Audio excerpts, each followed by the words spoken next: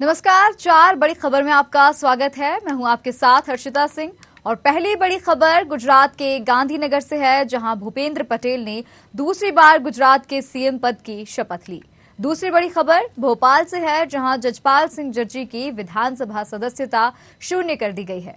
तीसरी बड़ी खबर उत्तर प्रदेश के बलरामपुर से है, जहां सपा विधायक एसपी यादव की मुश्किलें बढ़ती जा रही हैं। चौथी और आखिरी बड़ी खबर भी राजधानी भोपाल से है, जहां स्कूल बस में बच्ची से दुष्कर्म के मामले में आरोपी ड्राइवर को आजीवन कारावास की सजा सुनाई गई है।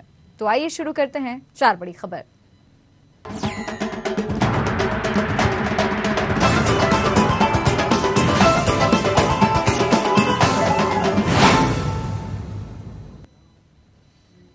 तो पहली बड़ी खबर की बात करें, जहां गुजरात विधानसभा चुनाव में बीजेपी ने ऐतिहासिक जीत हासिल की है। पार्टी राज्य में 156 सीटें जीती। ये गुजरात में किसी भी पार्टी का अब तक का सबसे अच्छा प्रदर्शन है।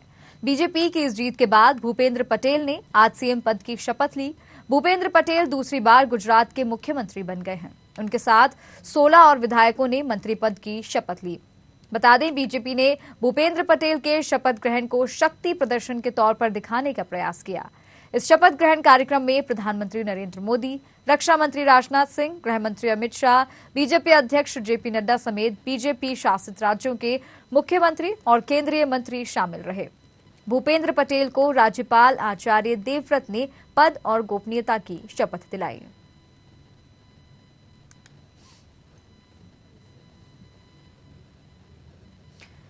तो गुजरात में भूपेंद्र पटेल ने आज दूसरी बार मुख्यमंत्री पद की शपथ ली। यहां पर उनके साथ प्रधानमंत्री नरेंद्र मोदी भी शामिल थे, जेपी नड्डा शामिल रहे और तमाम बीजेपी शासित राज्यों के मुख्यमंत्री इस शपथ ग्रहण समारोह में शामिल थे। दोपहर 2 बजे आज भूपेंद्र पटेल ने शपथ ली मुख्यमंत्री पद की और उन्हें राज्यपाल आचार्य देवव्रत ने पद और गोपनीयता की शपथ दिलाई। इसी के साथ आपको बता दें कि भूपेंद्र पटेल के साथ 16 और विधायकों ने मंत्री पद की शपथ ली है। बीजेपी ने भूपेंद्र पटेल के शपथ ग्रहण को शक्ति प्रदर्शन के तौर पर दिखाने का प्रयास किया है। तो एक प्रचंड जीत गुजरात में बीजेपी को मिली।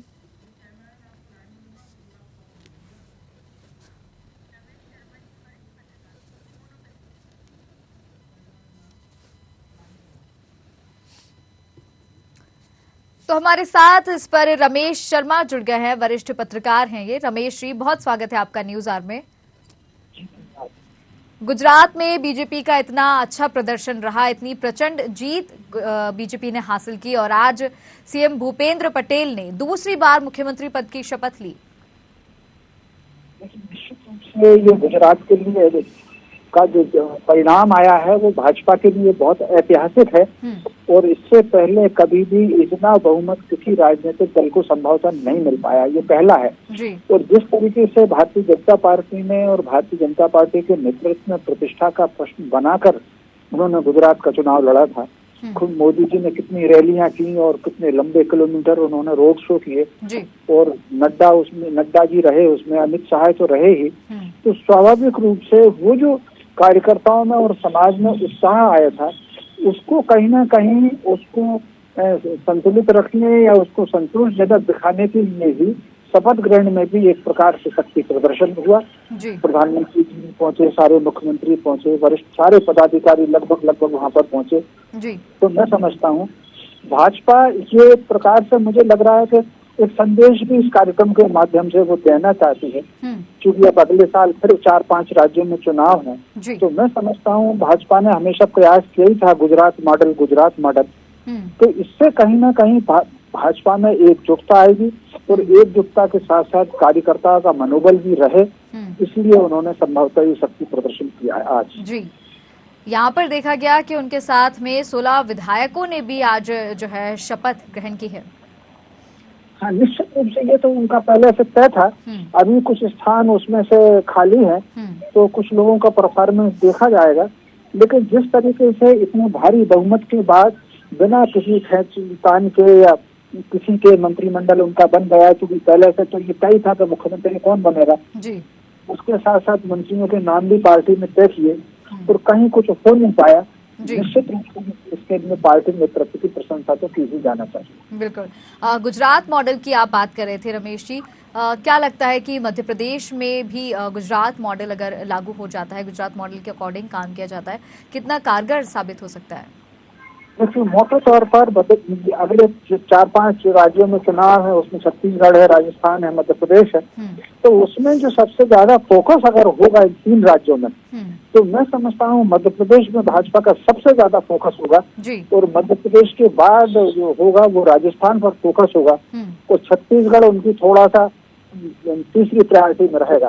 तो जिस तरीके से मान करके चलिए, जिस ताकत के साथ गुजरात में चुनाव लड़ा गया, लगभग उसी ताकत के साथ मध्य प्रदेश में चुनाव लड़ा जाएगा ताकि ये सरकार उनकी फिर से रिपीट होकर के आए।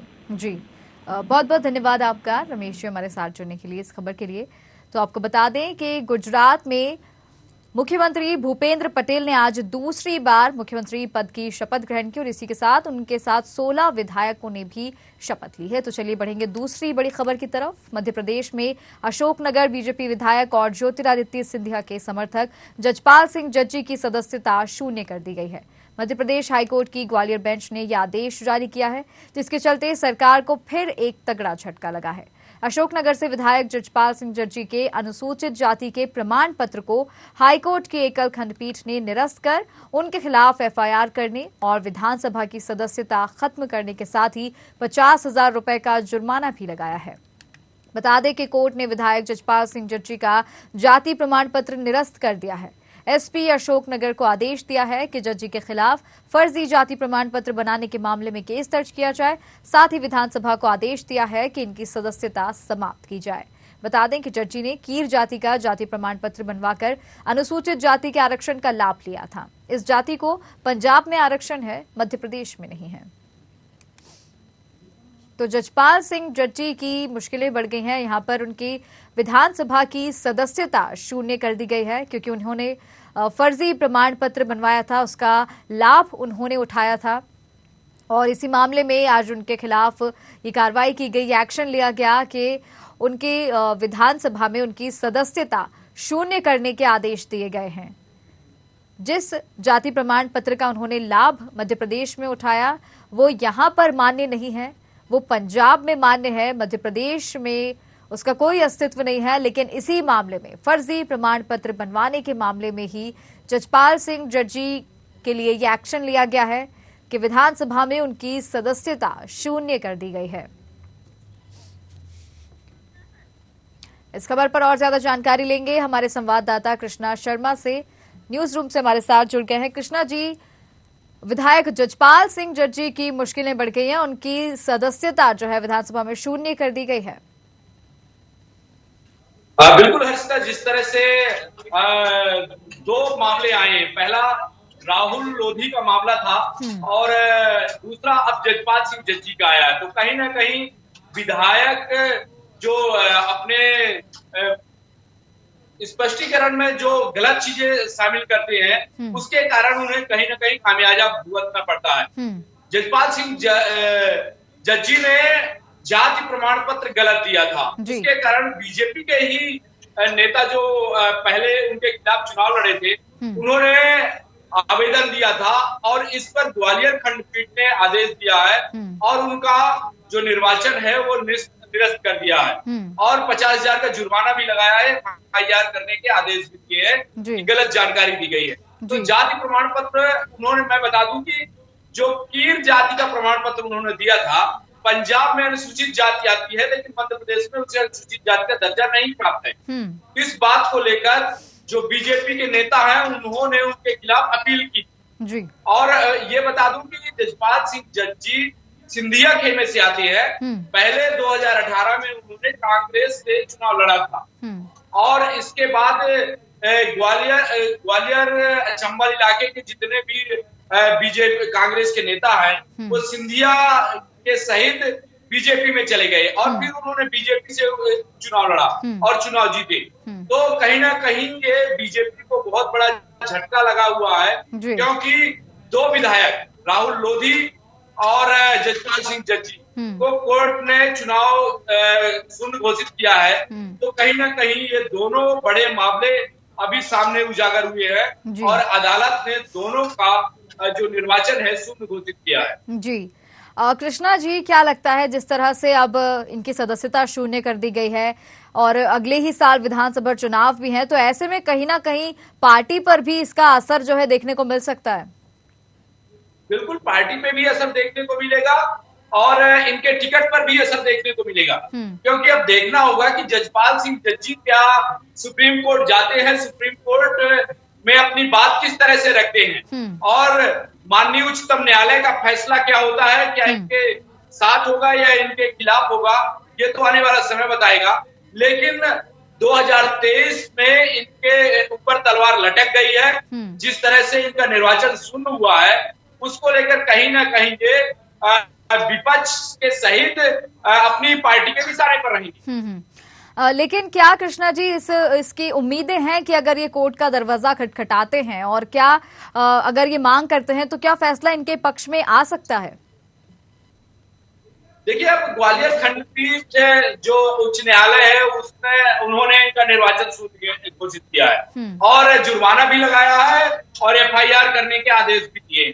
तो अब ये देखना होगा कि किन बिंदुओं पर इनका निर्वाचन शून्य हुआ है और ऊपर की जो अदालत है, सुप्रीम कोर्ट है, वो किन बिंदुओं पर इन्हें राहत देती है या नहीं देती है, अब ये आने वाला समय बताएगा। ये न्यायालय के ऊपर है और ये तथ्यों के ऊपर है कि ये तथ्य किस तरह से न्यायालय में रखते हैं, जिस पर फैसला होगा। जी, और जिस प्रमाण पत्र की यहाँ पर बात की जा रही है कृष्णा जी, जिसका लाभ इन्होंने लिया था, क्या कुछ वो जगहें थी या क्या कुछ वो क्षेत्र थे जिन पर प्रमाण पत्र का लाभ इन्होंने लिया और क्या अपने काम इन्होंने वो करवा लिए थे उस फर्जी प्रमाण पत्र से?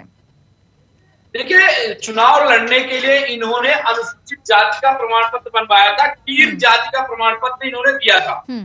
पंजाब में कीर जाति अनुसूचित जाति में आती है, लेकिन मध्य प्रदेश में उसे संवैधानिक दर्जा अनुसूचित जाति का नहीं है। उसी आधार पर इनका निर्वाचन शून्य घोषित हुआ है। क्योंकि मध्य प्रदेश में वह अनुसूचित जाति पर नहीं आता है, इसलिए इनका निर्वाचन शून्य घोषित हुआ है। और जैसा कि हम देख रहे हैं कि राहुल लोधी के बाद ये दूसरा ऐसा मामला है, तो जब राहुल लोधी का ये मामला सामने आया था, उनके खिलाफ भी जब कार्रवाई की गई होगी, तो क्या वही चांसेस लग रहे हैं कि सेम एक्शन अभी जजपाल सिंह जज्जी के खिलाफ भी लिया जा सकता है? बिल्कुल, जिस तरह से राहुल लोधी का मामला सामने आया था और उन्होंने कुछ तथ्य छुपाए थे अदालत से और चुनाव लड़ने के लिए अपने तथ्य छुपाए थे और इन्होंने जाति प्रमाण पत्र दिया, तो लगभग थोड़ी बहुत अंतर है, ज्यादा अंतर नहीं है।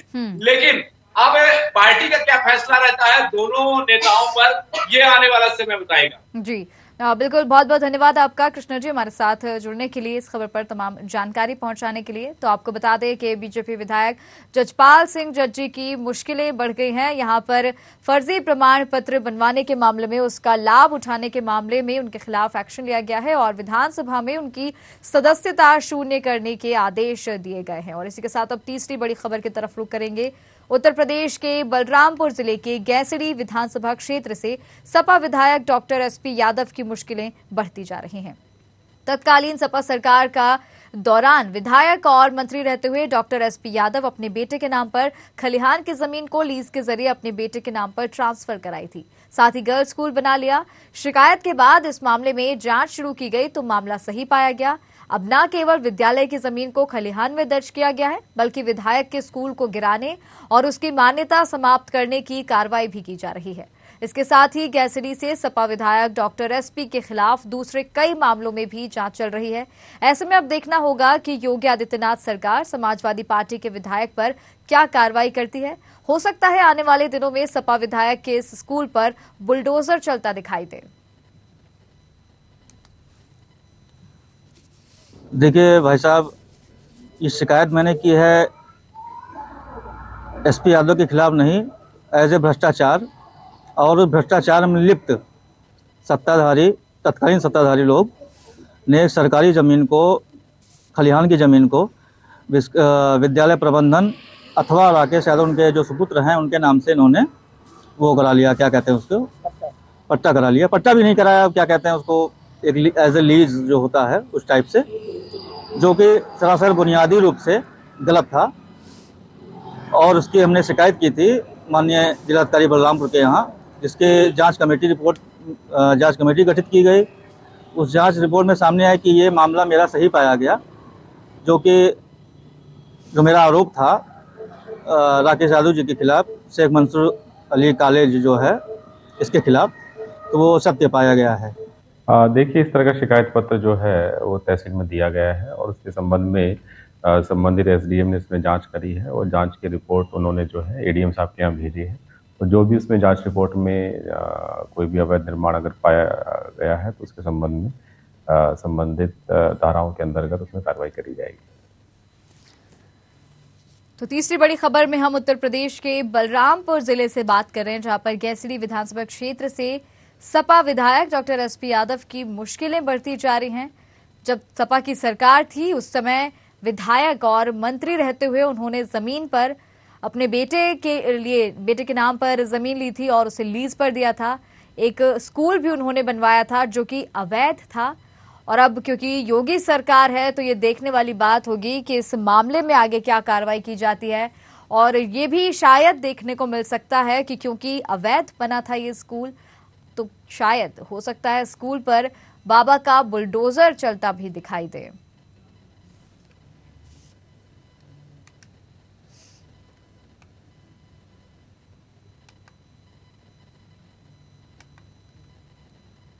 तो चलिए अब इसी के साथ बढ़ेंगे चौथी और आखिरी बड़ी खबर की तरफ। भोपाल के नीलबर स्थित एक निजी स्कूल की बस में 3 साल की बच्ची के साथ दुष्कर्म के मामले में स्पेशल कोर्ट ने फैसला सुना दिया है। मासूम बच्ची से रेप करने के दोषी बस ड्राइवर हनुमत जाटव को कोर्ट ने मरते दम तक आजीवन कारावास की सजा सुनाई है। साथ ही आरोपी की मदद करने वाली केयरटेकर उर्मिला साहू को 20 साल कैद की सजा सुनाई। कोर्ट ने दोनों के खिलाफ 32 हजार रुपए का जुर्माना भी लगाया है। विशेष लोक अभियोजक मनीषा पटेल ने बताया, इस मामले में 2 बच्चियां पीड़ित हैं, इसलिए हनुमत पर 16 हजार और उर्मिला को 16 हजार रुपए अर्थदंड लगाया गया है। सजा सुनाते हुए कोर्ट ने अपनी टिप्पणी में कहा कि बच्चियां बहुत मासूम हैं, इसलिए उनके साथ हुए गलत काम को समझ नहीं पा रही थी कि क्या अच्छा है क्या बुरा है। उन्होंने अपने शब्दों में, अपने संकेतों में बताया था कि अंकल आंटी प्यार करते थे, लेकिन उन्हें अपराध की गंभीरता का पता नहीं था। इन्हीं बातों को देखते हुए कोर्ट ने सजा दी है।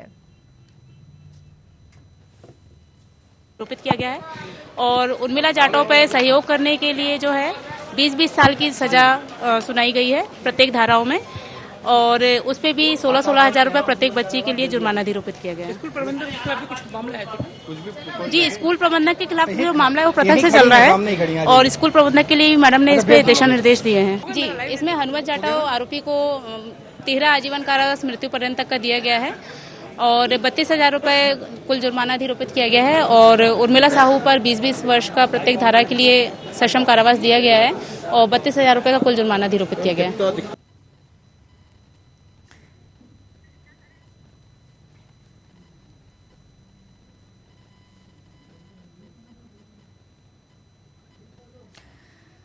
तो भोपाल के एक स्कूल में 3 साल की बच्ची के साथ बस में दुष्कर्म का मामला सामने आया था। इस खबर पर और ज्यादा जानकारी लेंगे हमारे संवाददाता कृष्णा शर्मा से, न्यूज रूम से हमारे साथ जुड़े हैं। कृष्णा जी, स्कूल में जो दुष्कर्म का मामला सामने आया था, बस में इस घटना को अंजाम दिया गया था, उस मामले में अब कोर्ट ने फैसला सुना दिया। जी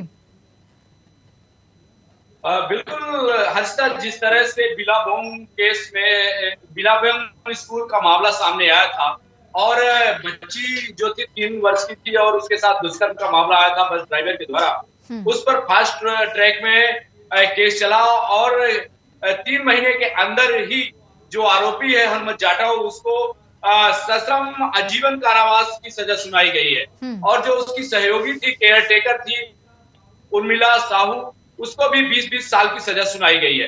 तो कहीं ना कहीं जो बच्चियां थी उनके साथ जिस तरह से ज्यादती की गई, तो फास्ट ट्रैक कोर्ट में सुनवाई हुई और सुनवाई के दौरान जो न्यायालय है दोनों पक्षों की बात सुनी और दोनों पक्षों की बात सुनने के बाद जब आरोपी दोनों सिद्ध हुए उसके बाद इन्हें सजा सुनाई गई है।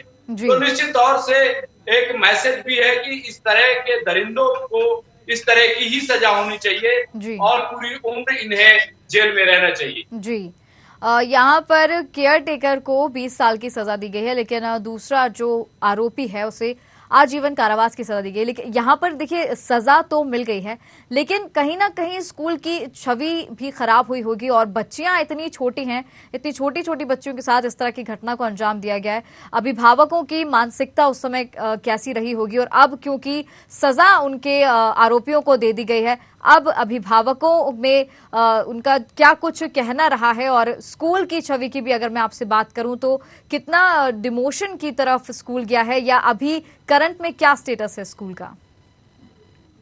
बिलाबोंग स्कूल भोपाल की नामी स्कूलों में आती है, वहाँ हाई प्रोफाइल लोगों के बच्चे पढ़ते हैं। लेकिन जिस तरह से मामला सामने आया था, एक जागरूक अभिभावक के नाते इसमें बच्चों की बात सामने रखी गई थी, और इसमें स्कूल प्रबंधन भी दोषी है। स्कूल प्रबंधन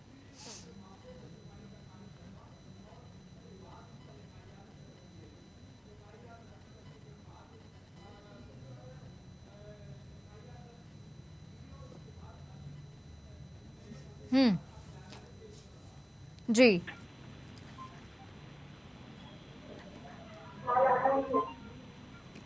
यानी कि बिल्कुल कहीं ना कहीं हाई प्रोफाइल स्कूल ये रहा है, और इस घटना के बाद से जो छोटे छोटे बच्चों के जो पेरेंट्स होंगे, और क्योंकि आज सजा आरोपियों को सुना दी गई है, तो कहीं ना कहीं उनमें भी एक तरह का साहस उन्हें भी मिला होगा, हिम्मत उनमें भी जागी होगी कि आगे से अब कोई भी आरोपी अगर इस तरह का कृत्य करने की सोचता भी है तो वाकई उसे सजा मिलेगी। एक डर की भावना अभिभावकों के मन से शायद अब चली गई होगी। बिल्कुल, अभिभावकों को भी हौसला मिला है, और उसके बाद उन बच्चों को भी हौसला मिला है जिनके साथ ये गलत हरकतें होती हैं, गलत बातें होती हैं, और उन लोगों को ये मैसेज भी है कि आप घबराइए नहीं, कानून आपके साथ है, पुलिस आपके साथ है, न्याय आपके साथ है, और यदि इस तरह की घटनाओं को कोई अंजाम देता है, यदि आपके साथ कोई इस तरह की वारदात करता है, छेड़खानी करता है, तो निश्चित तौर से आपको पुलिस से शिकायत करनी चाहिए, कानून की मदद लेनी चाहिए, और आपको न्याय जरूर मिलेगा, और उन अपराधियों के हौसले भी पस्त होंगे इस तरह की सजाओं से और इस तरह की बातें सामने आने से।